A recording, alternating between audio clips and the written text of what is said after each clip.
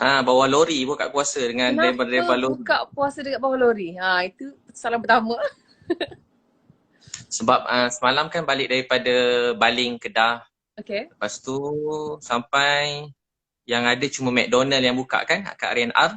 Okay. Lepas tu buka dekat ni lah, buka dekat bawah lori. Sebab driver Bersama lori tu dia tengah masak-masak air, tengah saya dia. join je tumpang. Oh, dia orang tengah masak. Ustaz datang Dia orang masak. join. Dia orang Happy ajak lah dia buka orang sekali, semua. saya buka dengan dia orang. Happy lah dia Saya. orang semua. Ustaz dah muncul tiba-tiba join dia orang buka puasa rezeki dia orang. Yelah. Ni Lofa datang lagi dia orang seronok agaknya. Okay Ustaz, Ya. first of all kita just recap balik our viewers ni. Selepas ada sedikit isu hari tu, Ustaz sekarang kembali membantu seperti biasa, betul tak? Ya, Alhamdulillah. So Teruskan. daripada hari tu adalah sikit-sikit ujian kan. Ya. Tapi rasa sangat bahagia, seronok. Sebab akhirnya apa yang kita buat ni kita seronok. Contoh yang bila pergi ada beberapa tempat, sampai-sampai nak masuk dalam tu tak boleh, kereta saya tak lepas. Naik kereta Hilux kawan. Sampai kat dalam tu tengok ada, tak sangka kan ada orang tinggal dalam kemah kecil. Lepas tu bukan kemah kecil, macam pondok, macam kemah pun ada anak-anak kecil. Saya terus teringat anak-anak saya kat rumah, baik-baik, anak tu comel-comel, cantik. Bila tengok rasa macam Ni dekat sayu, Baling lah ni. sedih. Yang ni dekat Baling. Dekat Baling. Diorang pun bila saya tanya adik berapa lama dah duduk sini, diorang dah duduk setahun.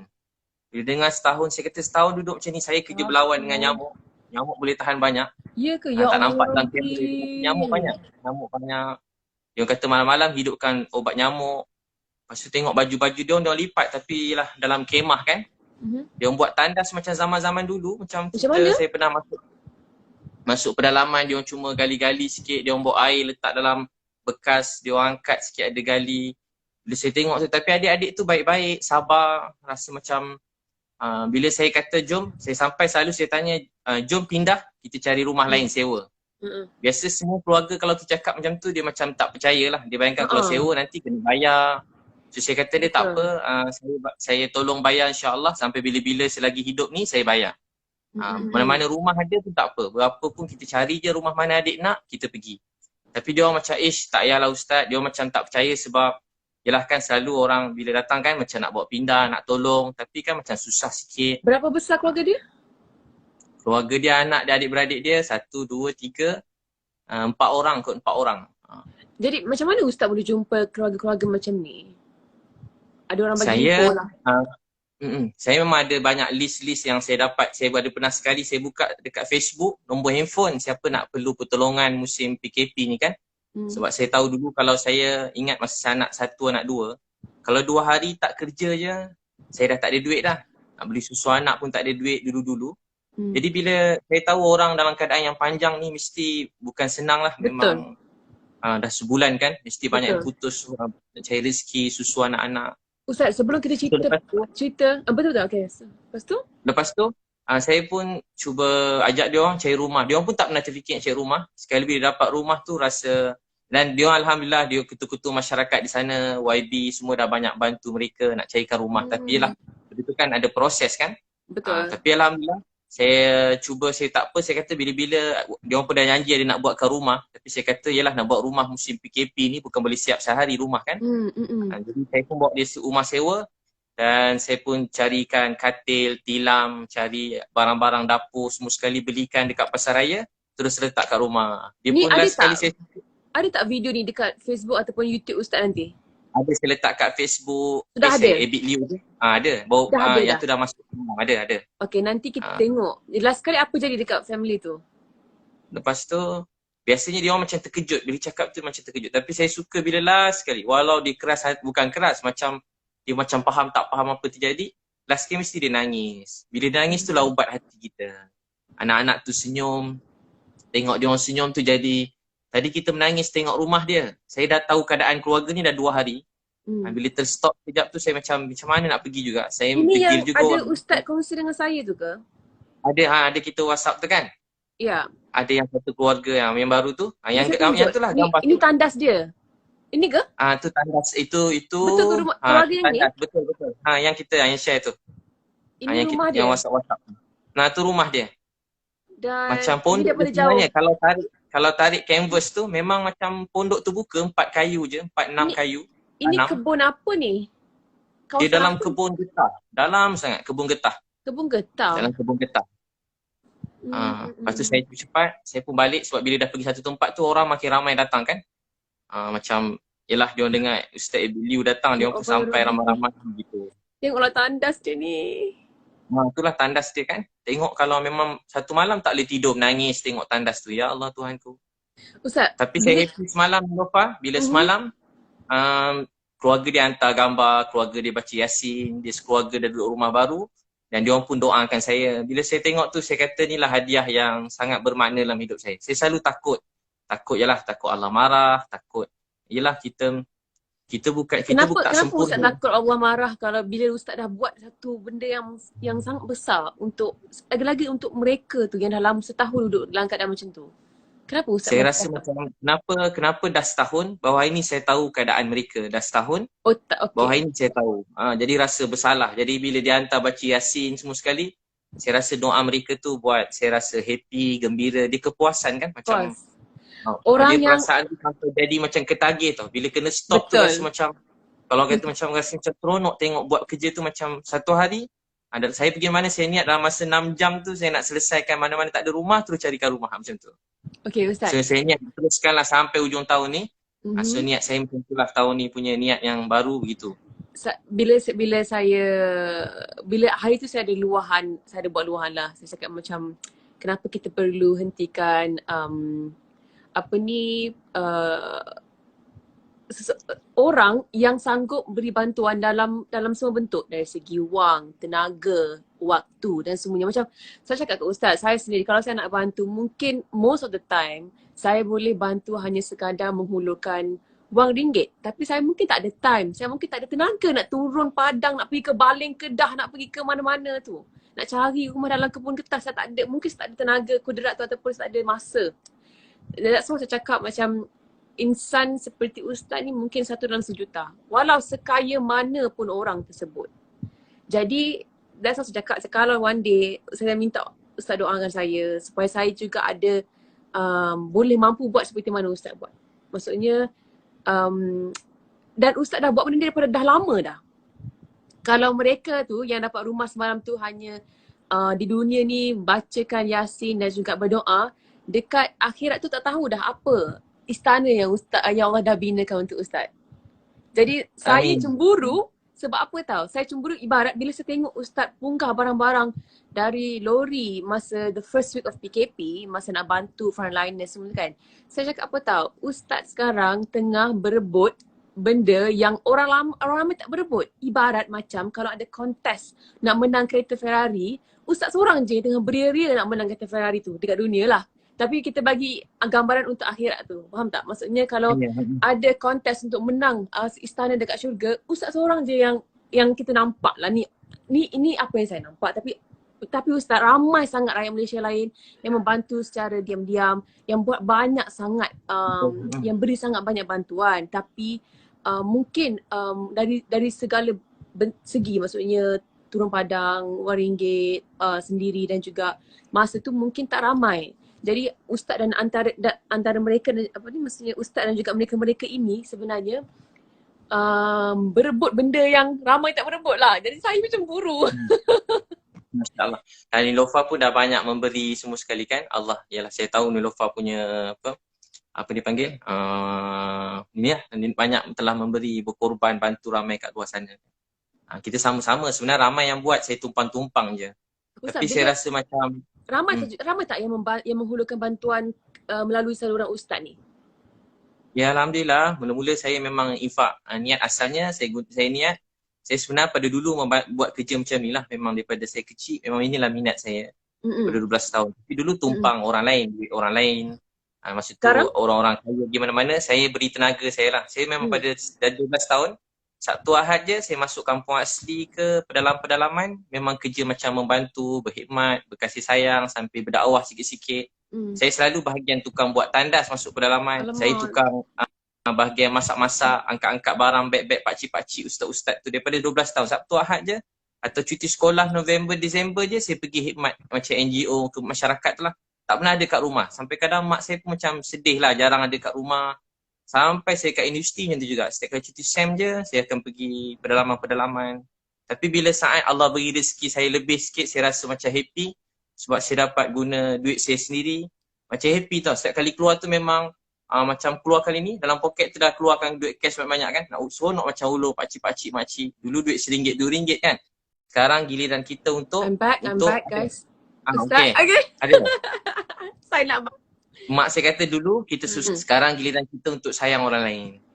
Dulu nak beli spek mata mak, tak ada duit. Lama tunggu nak ada duit. Sampai besar jugalah nak spek mata mak pecah.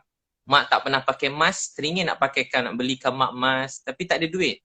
Pergi kedai makan, keluar balik. Saya ingat sampai sekarang, saya niat satu hari nak tolong mak saya. Tapi hari rezeki saya lebih, hari tu mak saya dah terbaring kat katil hospital. Dah tak sedar. Saya pun rasa sedih, rasa macam terjatuh kat bawah bila mak meninggal, tepi katil ICU. Rasa macam tak boleh nak bangun. Sebab saya kerja kuat-kuat untuk mak saya. Saya cari rezeki nak tolong mak, tapi hari ada duit, mak saya dah tak ada. Sebab tu sampai sekarang bila saya buat tolong-tolong perasaan tu Ustaz Sebab saya sekarang kan, macam alhamdulillah saya masih lagi ada mak kan. Tapi of course, cita-cita saya tu nak bagi banyak kepada mak saya, kepada ayah saya, kepada nenek saya kan. Banyak benda saya nak bagi. Tapi mungkin dengan keadaan saya sekarang, saya masih bekerja semua, saya tak boleh bagi lagi dengan apa yang saya nak bagi sebenarnya. Tapi kalau satu hari saya tak ada peluang nak kasih apa yang saya nak kasih sebenarnya kepada mak ayah saya tak tahu apa rasa tu. Jadi apa rasa tu sebenarnya? Saya rasa masa tu memang macam tak nak bangun. Tapi sampai sekarang kalau saya dapat macam hadiah ke, rezeki saya tiba-tiba dapat ke, dapat apa-apa anugerah ke daripada dulu, dapat apa-apa macam rezeki lah, apa-apa yang mengejutkan, saya selalu rasa ni mesti doa mak saya. Saya pun nangis. Family saya ada group family. Bila macam tiba-tiba macam ada apa-apa lah yang meletup sikit rezeki, bukan macam meletup kan, dapat apa-apa rezeki je. Tiba-tiba mesti adik-beradik kata ini kalau mak nampak mesti mak happy. Kerana abang saya letak gambar spek mata saya belikan untuk mak tapi tak sempat pakai. Dia letak gambar spek tu. Saya rasa macam mak saya tengah tengok saya. Saya niat Allah beri pahala buat mak saya. Macam itulah selalu saya niat. Ustaz, macam kalau saya berdoa kan, saya selalu doa, saya kata ya Allah Tuhanku jadikanlah aku seorang yang hartawan dan dermawan. Bukan hartawan saja, hartawan dan dermawan. Supaya aku boleh menginfakkan harta-harta aku ke jalan yang engkau redai, yang engkau suka. Dan harta-harta yang rezeki yang diberkati supaya rezeki itu kita boleh buat ke jalan Allah dan boleh maksudnya untuk akhirat kita nanti. Tapi macam mana pula untuk kita berdoa supaya kita ni jadi seorang yang, saya pernah tanya soalan ni kepada Ustaz Dusuki. Macam mana, apa amalan Ustaz ataupun doa-doa secret Ustaz untuk Ustaz sentiasa konsisten menjadi seorang yang dermawan, yang seronok berderma, membantu dan menggunakan rezeki-rezeki yang Allah kasih ni kebanyakannya ke jalan-jalan Allah ni. Sebab susah kita nak bentuk hati kita ni untuk kita gunakan rezeki kita ni. Boleh katakan kalau suku pun mungkin susah untuk gunakan hati kita ni kepada orang lain dan juga ke jalan Allah tu. Macam apa doa Ustaz? Saya daripada 12 tahun, cita-cita saya doa, ya Allah, jadikan saya ni matahari kebaikan buat manusia. Orang melihat saya, beri dia kebaikan, bahagia. Orang mendengar percakapan saya doa pada kecil, beri dia bahagia, gembira. Dulu saya sesat, sedih, susah, lapar, ada orang sayang saya. Tolonglah temu saya dengan orang lapar, orang sakit, orang susah. Orang-orang yang baik yang mereka tak minta-minta, temukan saya dengan mereka supaya saya dapat bantu mereka.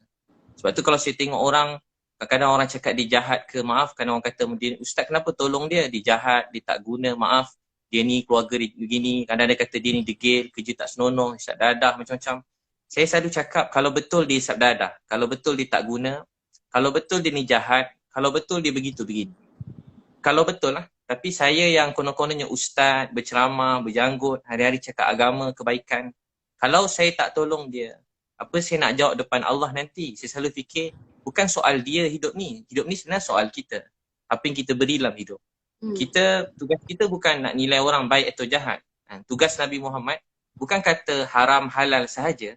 Tapi tugas Nabi bawa manusia itu daripada kesesatan kepada jalan petunjuk. Daripada lalai kepada bahagia. Sebab tu dalam hadis kata satu orang tidur kenyang, jiran dia lapar. Nanti Allah tanya dia di akhirat. Kita Ya ke, kenyang, Ustaz? jiran lapar. Kita tidur kenyang, ada jiran Maksudnya kita kita kena lapar. ambil tahu keadaan sekeliling ke macam mana? Allah tanya kita kat akhirat. Kita kena ambil tahu semua hal orang lain untuk dari segi lapar, dari segi Macam mana kalau susah kita dia. macam mana kita nak ambil tahu? Kalau kita Contoh pun kalau ada orang lapar, dia kata dengan kita, dia lalu kat kita, Nilofa saya lapar, contoh adik-adik tu. Nilofa pun ulur duit kat dia. Tapi ada orang kata, jangan bagi duit kat dia sebab dia mungkin tipu. Kalau dia minta duit untuk benda-benda yang entah apa-apa, kita tak tahu bayar hutang ke apa, kita tak bagi boleh. Tapi kalau dia kata dia lapar, kita tak bagi, kita berdosa. Bab-bab lain mungkin tak semua benda kita boleh tolong semua orang kan. Kita pun tak macam-macam orang hari ni. Tapi kalau dia kata lapar, kita paling kurang kalau tak percaya dia, kita panggil. Miss ni adik, mai kakak belanja, makan. Adik makan je apa adik nak makan, kakak bayarkan. So, kita jangan biar satu orang pun dalam dunia ni lapar. Sebab tu Sayyidina Umar pernah menangis walaupun satu ekor, walaupun kucing, anjing yang lapar, itu pun kita ditanya nanti. Walau kucing, anjing, ini kan pula manusia. Ini kan pula manusia, nampak dia kita kena bayar. Walaupun maaf kucing kurap lah, kucing badan dah terbakar, buruk kita tengok pembeli. Tapi saya takut kucing. Apa lagi kalau anjing? Saya takut juga. Saya seram-seram juga tengok kucing tapi bagi-bagi larilah kan. Okay. Suruh membantu bagi. Nampak je kucing datang dekat, suruh membantu bawa lari kucing tu bagi makan. Tapi maksudnya tak kisah kalau binatang, jiran, maksudnya kalau kita tahu dia dalam keadaan lapar, kita harus membantu. Seboleh-bolehnya. Kalau kita berkemampuan, kita mesti bagi. Terutama makan, minum, tempat tidur, benda asas, benda basic dalam hidup ni. Sampai ada orang tak ada tempat tidur. Macam ni, tidur dalam hutan, jauh pada sumber air, jauh pada elektrik. Tinggal macam kita tengok, ya Allah ada orang tinggal macam ni lagi. Kita kena tanya. Setahun adik tu duduk dalam kemah tu, setiap orang yang tahu keadaan dia semua ditanya oleh Allah di akhirat nanti. Jadi kita kena tanya dengan Allah. Walaupun dia susah, dia lapar, kita kena tanya. Sebab tu kena kesian dia.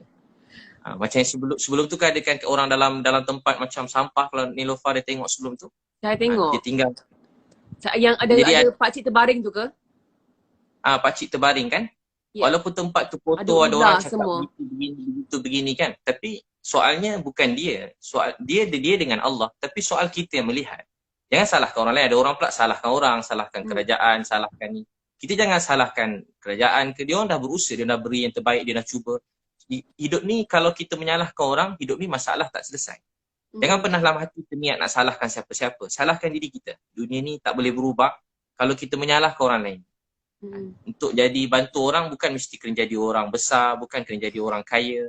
Walau kita ada, orang kaya ni apa sebenarnya? Dia ada satu roti, dia dua beradik daripada kecil, adik dia lapar, dikerat separuh bagi ke adik dia. Dia ada hati yang kaya. Orang ni satu hari Allah beri dia kaya lagi banyak, dia lagi nak share dengan orang lain. Kaya tu dekat hati. Kaya tu dekat hati.